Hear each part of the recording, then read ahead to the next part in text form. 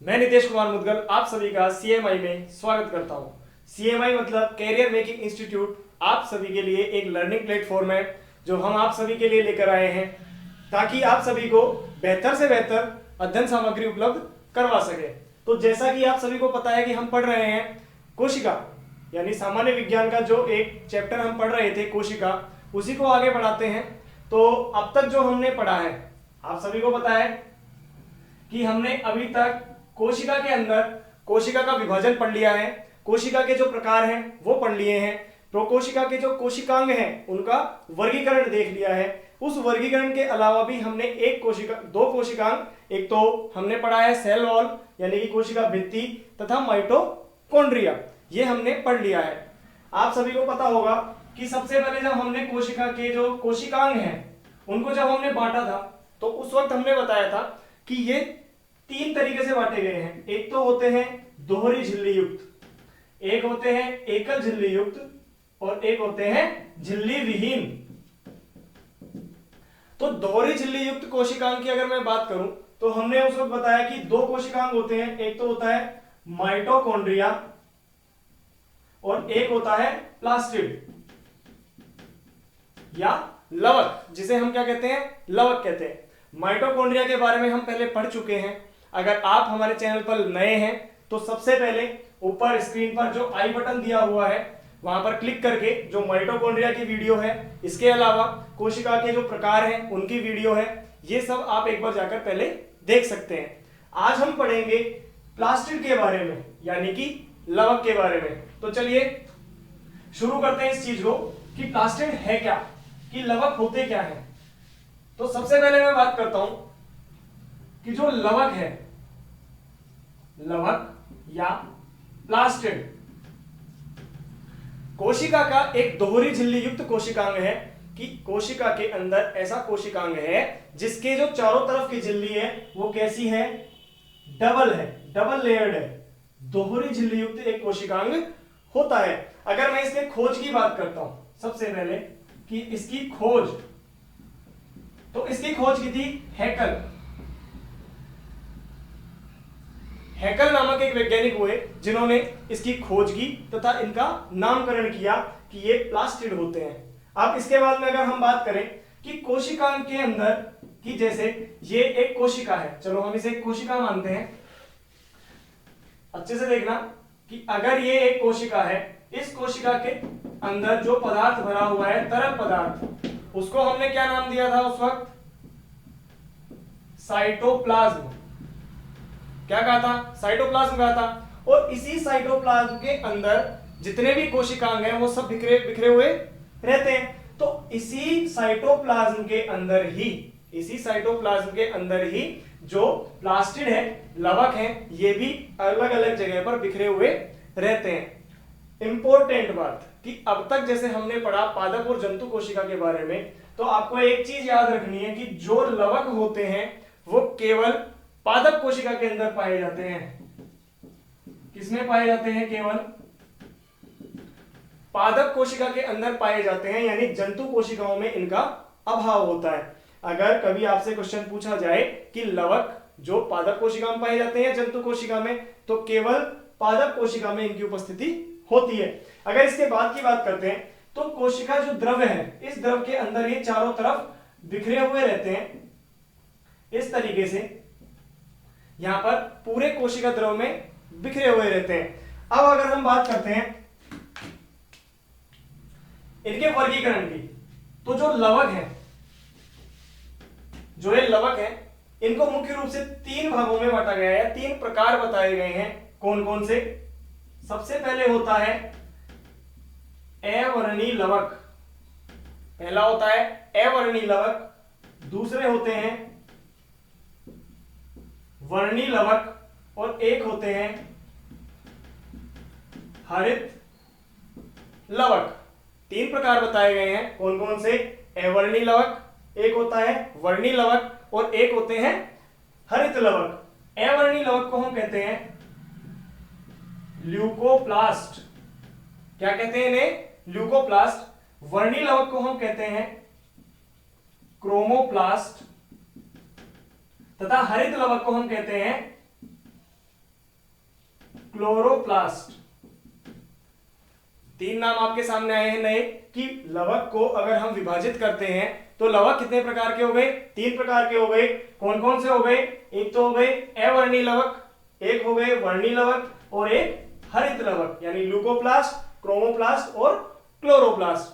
तो इन तीनों के बारे में एक एक का अध्ययन करते हैं। तो सबसे पहले अगर मैं बात करता हूं अवर्णी लवक, सबसे पहले अवर्णी लवक, तो जैसा इसके नाम में दिया हुआ है अवर्णी, वर्ण का मतलब होता है रंग, वर्ण का मतलब रंग होता है, और ए का मतलब आ गया जो नहीं है यानी कि विहीन, रंग विहीन, या जिसे हम क्या कहेंगे रंगहीन, कि ऐसे लवक जो कोशिका में उपस्थित हैं लेकिन इनके अंदर कोई भी रंग नहीं होता है, ये कैसे होते हैं? रंगहीन होते हैं या फिर सफेद, व्हाइट हो सकते हैं, या तो रंगहीन होंगे या सफेद होंगे। अगर आगे बात करते हैं कि उपस्थिति की, हम बात करते हैं कि कहां पाए जाते हैं, कि ये किन पादप के कौन से भाग में किन कोशिकाओं में पाए जाते हैं, तो आपको पता होना चाहिए कि ये जड़ में, जो जड़ होती है उसमें, इसके अलावा भूमिगत तने में, जो भूमिगत तना है यानी कि जो भूमि के अंदर छुपा हुआ है, अंदर की तरफ दबा हुआ है, ऐसे तने में। तो सबसे पहले तो आपके लिए एक छोटा सा क्वेश्चन है कि भूमिगत तने का कोई एक एग्जांपल बताइए, इसका कोई एक उदाहरण बताइए, और आप ये चीज हमारे को कमेंट बॉक्स में कमेंट करके बताएंगे, ठीक है ना, कि भूमिगत तने का कोई एक एग्जांपल आपको बताना है। तो अवर्णी लवक कहां पाए जा रहे हैं? जड़ में तथा भूमिगत तने में, इनके अंदर कोई भी रंग नहीं होता है। अब दूसरा बात कि अगर मैं इनके कार्य की बात करता हूं कि इनके कार्य कौन कौन से होते हैं, तो देखो अवर्णी लवक का सबसे मुख्य रूप से अगर कार्य की बात करें तो इनका कार्य होता है भोजन का संग्रह करना,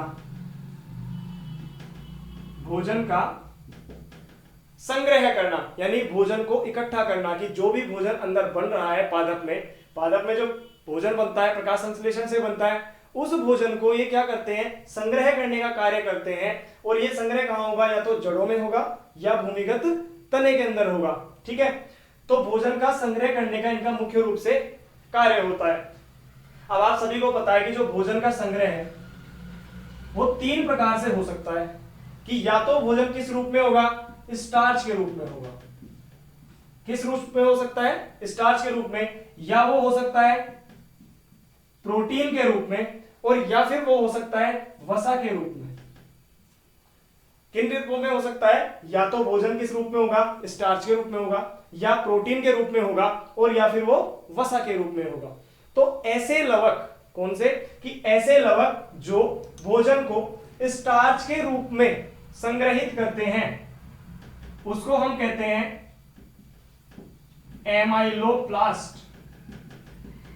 उसको हमने क्या नाम दिया है? एमाइलोप्लास्ट। अगर कोई प्रोटीन के रूप में संग्रहित करता है तो उसको हम कहते हैं प्रोटीनोप्लास्ट,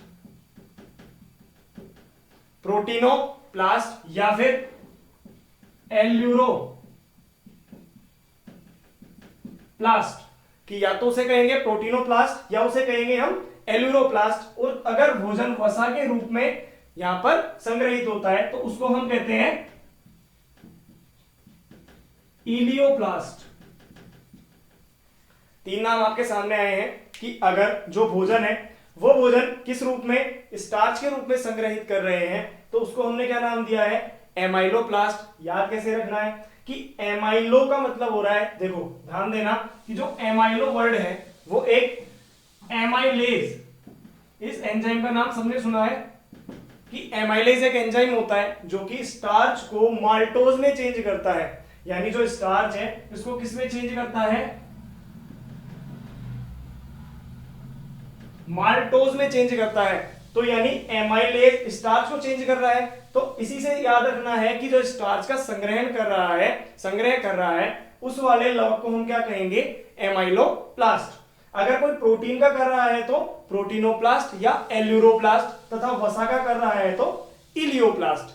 तो इसी के साथ जो अवर्णी लवक है, एक बार फिर से बोल रहा हूं, रिपीट करते हैं कि अवर्णी का मतलब हो गया रंग विहीन या रंगहीन, जिनके अंदर कोई भी रंग नहीं पाया जाता है। इसके अलावा मुख्य रूप से इसके कार्य की बात करते हैं तो भोजन का संग्रह करना, और संग्रह भी 3 प्रकार से करता है। कौन कौन से? स्टार्च के रूप में, प्रोटीन के रूप में तथा वसा के रूप में। स्टार्च के रूप में करेंगे तो एमाइलोब्लास्ट, अगर प्रोटीन के रूप में करेगा तो प्रोटीनोप्लास्ट या एल्यूरोप्लास्ट, तथा वसा के रूप में करेगा तो इलियोप्लास्ट। अब ये उपस्थित कहाँ होंगे? तो उपस्थित होंगे कहाँ पर? या तो जड़ में या भूमिगत तने में। तो ये आपके सामने है अवर्णी लवक। एक बार आप चाहें तो इसका स्क्रीनशॉट ले सकते हैं।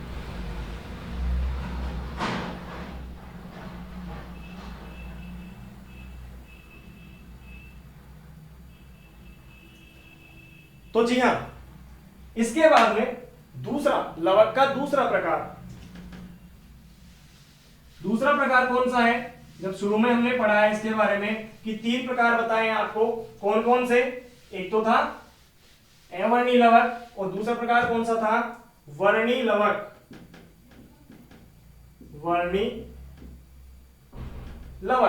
वर्णी लवक या फिर इसको हमने क्या नाम दिया है? क्रोमोप्लास्ट। क्या कहा है इसे? क्रोमोप्लास्ट। अब जैसा इसके नाम में लिखा हुआ है, वर्णी का मतलब वर्ण मतलब रंग, कि जिसके अंदर क्या पाए जाएंगे? रंग पाए जाएंगे, यानी कि जो कैसे होंगे? रंगीन होंगे, यानी जिनके अंदर कलर पाया जाएगा। ऐसे लवक क्या कहलाएंगे? सभी रंगीन या वर्णी लवक या क्रोमोप्लास्ट कहलाएंगे। अब ये कौन कौन से रंग हो सकते हैं? तो ध्यान देना कि इसके अंदर एक तो सफेद व हरा नहीं होगा, यानी सफेद व हरे रंग के अलावा जितने भी कलर होंगे वो सभी वर्णक किस में आएंगे? वर्णी लवक के अंदर आते हैं। कि एक तो सफेद रंग नहीं पाया जाएगा और एक हरा रंग नहीं पाया जाएगा। ध्यान रखना कि कई बार कंफ्यूजन करने के लिए वो पूछता है कि जो पत्तियों का हरा रंग है वो किस प्रकार के लवक है। भाई वर्णी लवक है तो अपन को लगता है कि वर्णी लवक है, यानी उसके अंदर एक रंग है, तो रंग की वजह से हम उसको कहते हैं कि हाँ वो हरा रंग है तो वर्णी लवक कह देते हैं। लेकिन गलत है, हरा रंग वर्णी लवक में नहीं पाया जाता है और सफेद रंग भी इसके अंदर नहीं पाया जाता है। तो अब ये कहां कहां उपस्थित हो सकते हैं? इसकी उपस्थिति की बात करूं, अगर मैं इसकी उपस्थिति की बात करूं तो आप सभी को पता है कहां कहां होंगे? कि पेड़ का जो भी रंगीन भाग है वो सब इन्हीं से निर्मित होगा। तो सबसे पहले कि जो फूलों का जो रंग है, यानी कि फूलों के दल में, दल का नाम सुना है आपने कभी? कि जैसे एक गुलाब है, गुलाब की जो पंखुड़ियां हैं जो कि लाल रंग की हैं या गुलाबी रंग की हैं, वो उसके क्या कहला रहे हैं? दल कह रहे हैं। यानी कि फूलों का जो दल है उसके अंदर ये वर्णी लवक पाया जाएगा। इसके अलावा जो फल हैं, फलों के छिलके में, फलों के छिलके के अंदर भी ये पाए जाते हैं कि जो वर्णी लवक है, जो कलर प्रदान कर रहे हैं, इनको रंग प्रदान कर रहे हैं, फूलों के दल में या पत्तियों जो फल हैं उनके छिलके के अंदर ये पाए जाते हैं। अब अगर मैं इसे कार्य की बात करता हूं, इसका मुख्य रूप से कार्य क्या होगा? तो इसका कार्य क्या होगा कि जब ये रंग है तो यानी कि इनको रंग प्रदान करना, रंग प्रदान करना, कि जितने भी फूल हैं जो उसके फल हैं, इन फलों को सभी को रंग प्रदान करने का कार्य ये करते हैं। किनके द्वारा किया जाता है? वर्णी लवक के द्वारा किया जाता है। तो मुख्य कार्य इसका क्या हो गया? रंग प्रदान करना। अब आप सभी के लिए एक छोटा सा क्वेश्चन, एक बात बताइए कि जो पुष्प होता है, जो फूल है वो रंगीन है, जैसे गुलाब का फूल है या कोई और भी फूल आप देख सकते हैं, वो रंगीन होते हैं। तो एक बात बताइए कि वो रंगीन क्यों होते हैं? ये नहीं बताना है कि वो वर्णी लवक की वजह से होते हैं, वो मतलब ऐसा क्यों है कि ये रंगीन होते हैं, तो इससे क्या फायदा होता है? कि पेड़ को, जिस पेड़ का वो पुष्प है उसको कोई फायदा है इस चीज से, या उस पुष्प को कोई फायदा है इस चीज से? ये चीज आपको कमेंट बॉक्स में कमेंट करके बतानी है हमारे को कि जो रंग प्रदान किया जाता है, इस रंग की वजह से पेड़ को क्या फायदा होता है, कि ये क्यों होता है रंगीन। तो क्लियर रहेगा। अगर वर्णी लवक के बारे में देखें कि दोबारा से देखना कि वर्णी लवक मतलब जिसके अंदर क्या होगा? रंग पाया जाएगा, सफेद या हरे रंग के अलावा जितने भी रंग होंगे। जैसे अगर मैं एक दो एग्जांपल वैसे लास्ट में बताऊंगा आपको इसके सभी के एग्जांपल।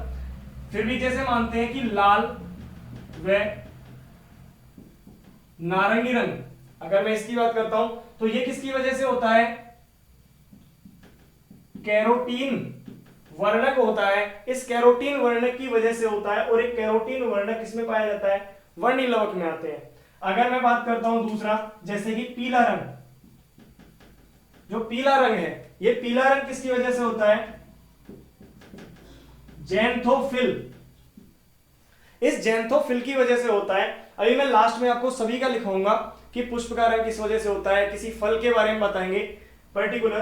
तो सबसे पहले एक बार इसे देख लें कि वर्णी लवक रंगीन होंगे, पुष्पीय दल में फल के छिलके में पाए जाते हैं। इसके अलावा रंग प्रदान करने का मुख्य कार्य होता है। तो एक बार आप इसका स्क्रीनशॉट भी ले लें।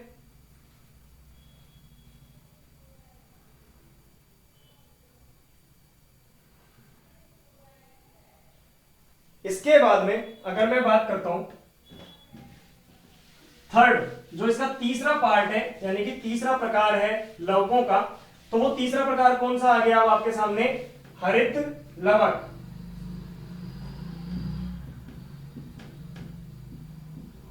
हरित लवक, या इसको हम क्या कहते हैं?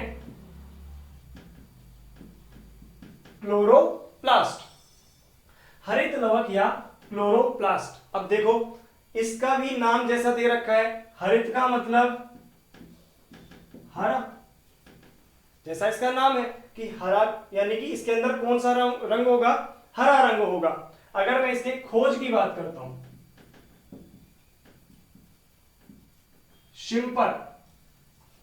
शिम्पर नामक एक वैज्ञानिक हुए जिन्होंने जो इनको देखा कोशिकाओं के अंदर, पादप कोशिका के अंदर देखा कि हाँ इस तरीके की भी एक संरचना पाई जाती है जो कि पत्तियों को, मुख्य रूप से पत्तियों को या फिर जो कोमल तने होते हैं उनको ये रंग प्रदान करती है। कौन सा वाला?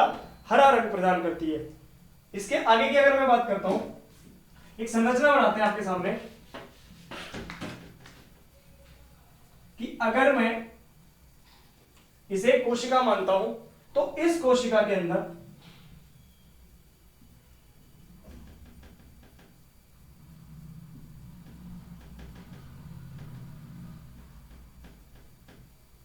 इस तरीके से, यानी एक के ऊपर एक तस्त्री नुमा, यानी कि प्लेट की तरह एक के ऊपर एक ये निर्मित, मतलब एक के ऊपर एक इस तरीके से रखे हुए रहते हैं तथा एक संगठन में रहते हैं, एक ग्रुप में रहते हैं, ठीक है, और पूरे कोशिका में फैले हुए रहते हैं। जो पत्तियों की कोशिका होंगी या हरे तने की जो कोशिका होंगी उनके अंदर ये फैले हुए रहते हैं। मुख्य रूप से अगर ये पाए जाने की बात करते हैं तो कहां पाए जा रहे हैं? पत्तियों में या हरे तने में, यही तो पाए जाते हैं कि या तो पत्तियों में है और या फिर इसके अंदर है। इनके अगर मुख्य रूप से कार्य की बात करता हूं, इनका जो कार्य है वो कार्य क्या होता है? इनका सबसे महत्वपूर्ण कार्य इनका एक ही है, वो है प्रकाश संश्लेषण करना। अब प्रकाश संश्लेषण क्या होता है? ये वैसे तो आप सभी को पता है कि पौधों द्वारा एक ऐसी क्रिया जिसके अंदर पौधे क्लोरोफिल की उपस्थिति में या क्लोरोप्लास्ट की उपस्थिति में और प्रकाश की उपस्थिति में भोजन का निर्माण करते हैं। ये क्या कहलाता है? पूरी क्रिया प्रकाश संश्लेषण कहलाती है। तो प्रकाश संश्लेषण का जो काम है वो किनके द्वारा किया जाता है? क्लोरोप्लास्ट के द्वारा किया जाता है। इन क्लोरोप्लास्ट में एक वर्णक पाया जाता है जिसको हम कहते हैं क्लोरोफिल या क्लोरोफिल। क्या कहते हैं इस वर्णक को? क्लोरोफिल। और इस क्लोरोफिल की उपस्थिति के कारण ही पौधे प्रकाश संश्लेषण की क्रिया कर पाते हैं आसानी से, और इसके बाद में ही भोजन का निर्माण होता है। अब एक छोटा सा पॉइंट, अगर मैं इसे देखते हैं, इस संरचना को हम देखते हैं, तो जो एक हरित लवक की अगर मैं संरचना बनाऊं आपके सामने, तो ये दो प्रकार की चीजों से मिलकर बना होता है। छोटी दो संरचनाएं होती हैं कि एक तो इसके अंदर तरल भाग होता है, एक तो क्या होता है? इसका तरल भाग होता है। ये तरल भाग तो क्या कहलाता है? स्ट्रोमा। क्या कहलाता है, इसका तरल भाग स्ट्रोमा कहलाता है, तथा जो इसका ठोस भाग होता है या जो पटलीनुमा भाग होता है, पटलीनुमा यानी जो प्लेट के तरह एक दूसरे के ऊपर जो चढ़े हुए होते हैं, ये जो भाग होता है ये इसका कहलाता है ग्रेना। क्या कहलाता है, ग्रेना, यानी दो भागों से मिलकर बना होता है। अगर मैं हरित लवक की संरचना की बात करता हूं तो दो भाग होते हैं, एक होता है स्ट्रोमा और एक होता है इसका ग्रेना। एक बार आप इसके स्क्रीनशॉट लीजिए।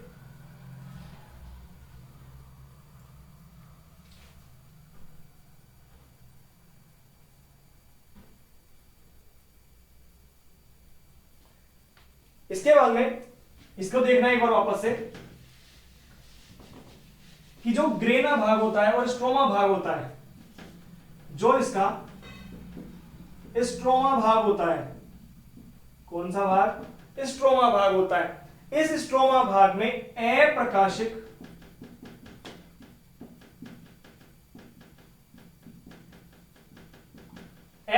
अभिक्रिया होती है। इस स्ट्रोमा भाग में अप्रकाशिक अभिक्रिया होती है, तथा जो इसका ग्रेना भाग होता है, कौन सा भाग, ग्रेना भाग, जिसके अंदर कौन सी अभिक्रिया होती है, प्रकाशिक।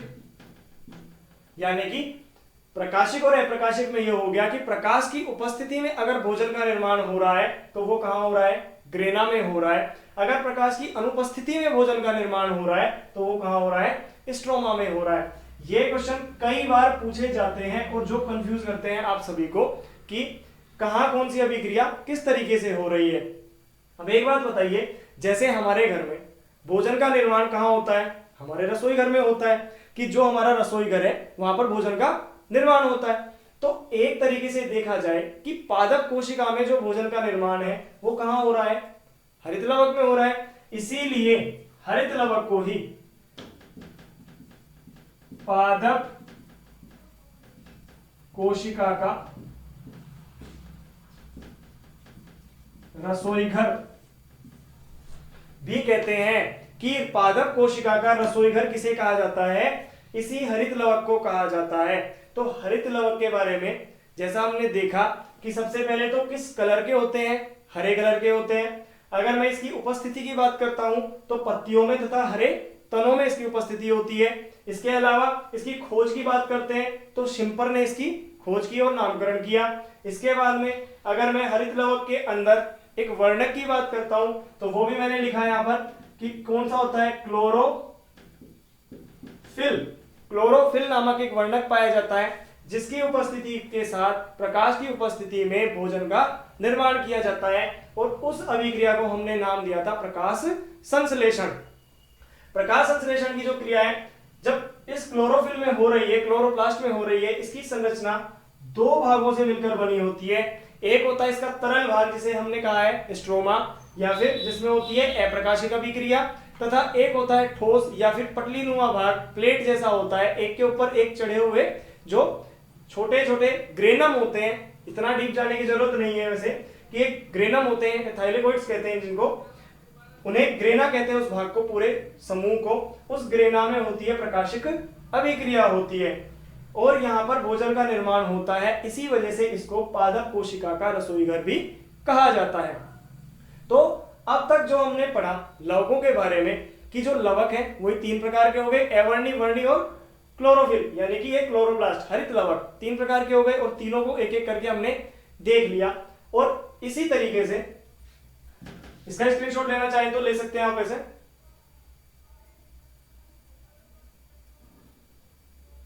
इसके आगे अगर मैं बात करता हूं,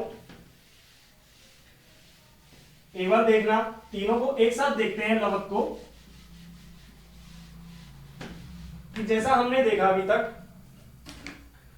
कि तीन लवक हो गए, एक हो गए अवर्णी, एक हो गए वर्णी और एक हो गए हरित लवक। तीन ही तो थे।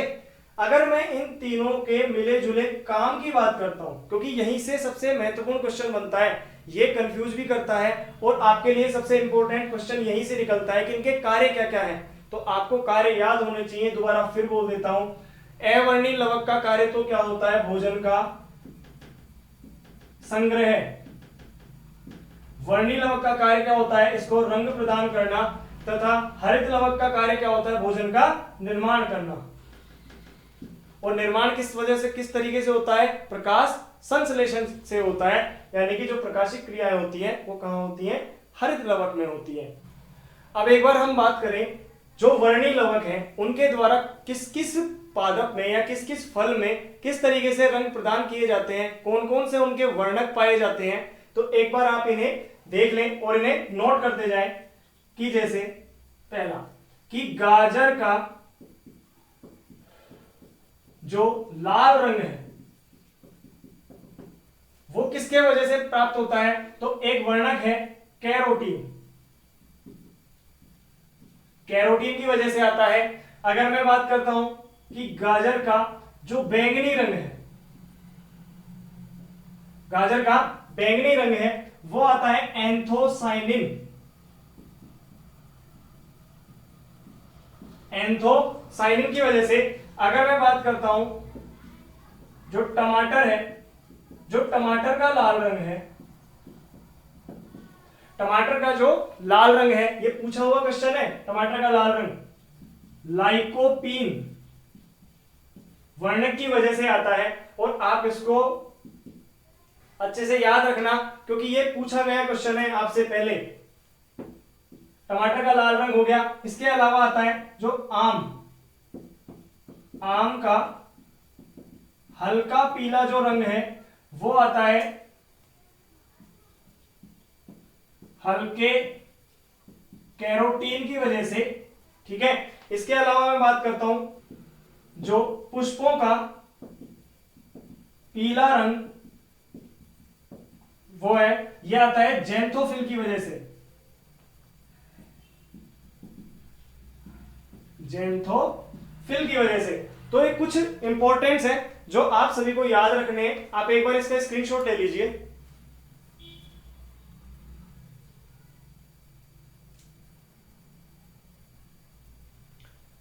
अब इसके बाद में हम बात करते हैं कि जैसा अभी तक हमने देखा कि हमने दोहरी झिल्ली युक्त कोशिकाएं जिसके अंदर माइटोकॉन्ड्रिया आता है, माइटोकॉन्ड्रिया के साथ साथ लवक आते हैं, ये हमने पढ़ लिए हैं। अब इसके बाद में हम पहले पढ़ते हैं, वैसे तो एकल झिल्ली युक्त कोशिकांग पढ़ना था, लेकिन पहले हम पढ़ते हैं झिल्ली विहीन कोशिकांग। और झिल्ली विहीन कोशिकांग इसलिए क्योंकि एक ही कोशिकांग है तो उसको पहले पढ़ते हैं, फिर एकल झिल्ली युक्त जो कोशिकांग है उनको हम एक साथ पढ़ेंगे। तो झिल्ली विहीन कोशिकांग पहले ही बताया था कि कौन सा होता है? राइबोसोम, राइबोसोम की झिल्ली विहीन जो कोशिकांग है वो कौन सा है? राइबोसोम है। इसीलिए इसको हम क्या कहते हैं?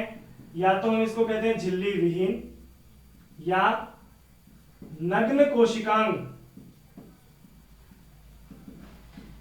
नग्न कोशिकांग यानी इसके बाहरी सतह पर या बाहरी आवरण पर कोई भी झिल्ली नहीं पाई जाती है। अगर मैं इसके खोज की बात करता हूं, इसका खोज, तो खोज करने वाले जो वैज्ञानिक थे वो थे पैलेड। कौन थे? पैलेड। पैलेड ने सबसे पहले जंतु कोशिकाओं में इसको देखा था। अगर एक वैज्ञानिक और हुए थे, इन्होंने तो कहां देखा? जंतु कोशिका में देखा। एक और हुए रॉबिन्सन व ब्राउन, रॉबिन्सन व ब्राउन, इन दोनों ने इसको देखा जो सेम की जड़ों में,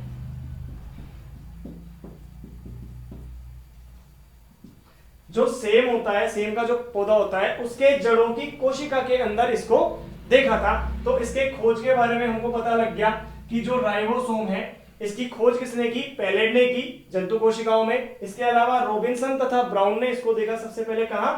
सेम के जो जड़ हैं उनकी कोशिकाओं में देखा। अगर मैं इसकी उपस्थिति के बारे में बात करता हूं, इसकी उपस्थिति की, ये कहां कहां पाए जाते हैं, तो जो राइबोसोम है इससे पहले भी हमने पढ़ा है कि जब हमने माइटोकॉन्ड्रिया पढ़ा था उसके अंदर भी हमने देखा था कि कहां कहां पाया जाता है। तो देखो साइटोप्लाज्म में पाए जाते हैं, जो कोशिका होता है, कोशिका है, कोशिका का जो प्लाज्मा जो द्रव है, सॉरी, जो कोशिका द्रव है, उस कोशिका द्रव के अंदर पाए जाते हैं। इसके अलावा माइटोकॉन्ड्रिया में पाया जाता है, ठीक है। माइटोकॉन्ड्रिया के अलावा ये प्लास्टिड में पाए जाते हैं, यानी कि लवक में पाया जाता है। लवक के अलावा ईआर, अंतःप्रदवी जालिका, एंडोप्लाज्मिक रेटिकुलम, ये क्या है कि दो प्रकार की होती है, और इसका भी कौन सा वाला, RER, जिसको हम कहते हैं खुरदरी अंतःप्रदवी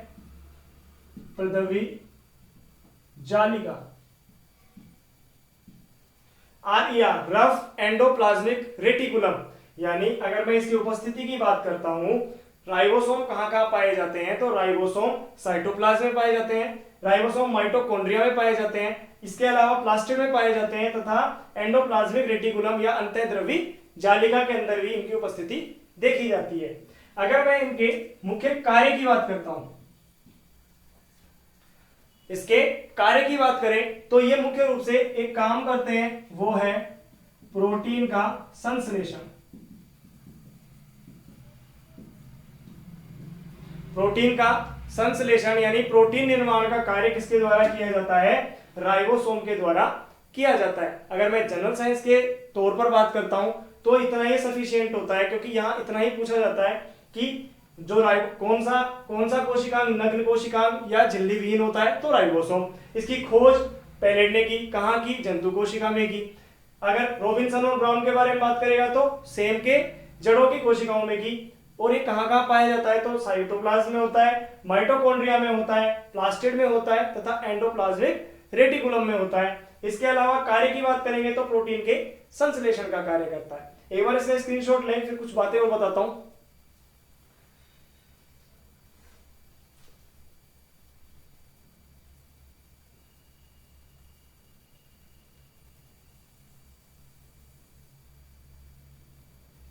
इसके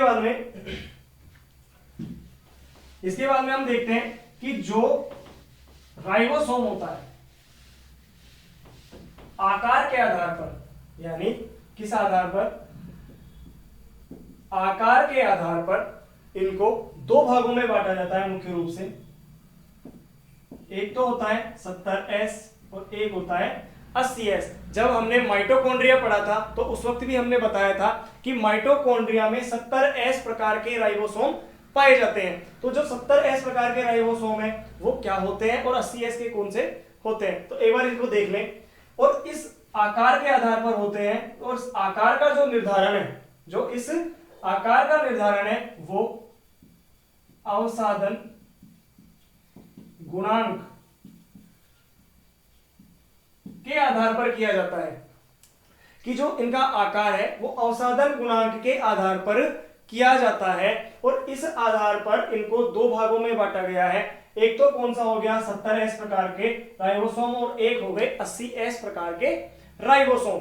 ठीक है, इस 70S प्रकार के राइबोसोम को भी दो भागों में 50S प्लस 30S दो भागों में बांटा जाता है। इसके अलावा जो 80S के राइबोसोम होते हैं इनको 60S प्लस 40S दो भागों में इसे भी बांटा जाता है। आप ये मत सोचना कि ये 50 और 30 तो 80 होते हैं सर, 60 और 40 तो 100 होते हैं, ऐसा कुछ भी नहीं है। इनका योग नहीं करना होता है। आप सिर्फ इतना देखें कि 70S प्रकार के जो राइबोसोम है वो दो सब यूनिट से मिलकर बने होते हैं, 50S और 30S से।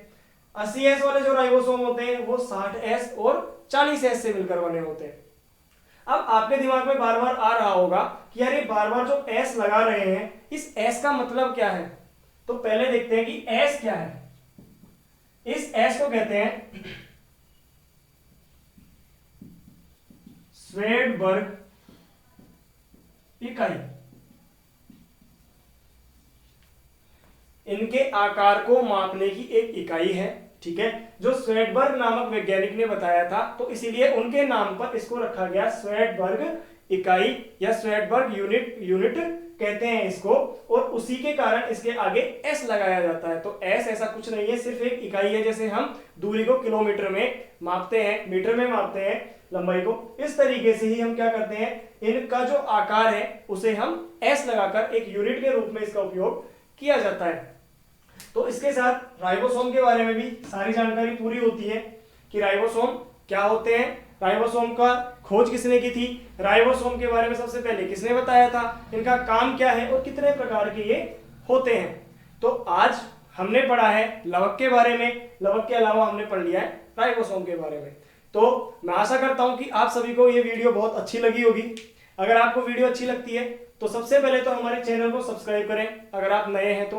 अगर आप सब्सक्राइब करें उसके बाद में इसको बेल आइकन को जरूर दबाएं ताकि जो भी नई वीडियो आती है उसकी नोटिफिकेशन आपको मिलती रहे। इसके अलावा हमारी जो वीडियो अच्छी लगती है तो लाइक करें, शेयर करें, कमेंट करें और कमेंट जरूर करें। जितने भी क्वेश्चन आपसे पूछे गए हैं उनको कमेंट में आंसर देकर बताएं, हमें इनका आंसर दें। इसके अलावा इनके जो आंसर होंगे वो हम आपको अगली वीडियो में, तो मिलते हैं अगली वीडियो में। तब तक के लिए गुड लक एंड जय हिंद, जय भारत।